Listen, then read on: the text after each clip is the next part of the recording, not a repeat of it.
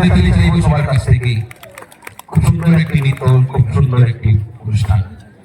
আমরা দুই দলের প্লেয়ার্সদের আমরা পেয়েছি, বন্ধুরা মাঠের মধ্যে রয়েছে, তাদের হাত দিয়ে আমরা জলবিকাশ কাপ 2025 মিনি ক্রিকেট টুর্নামেন্টের শুভ সূচনা করব।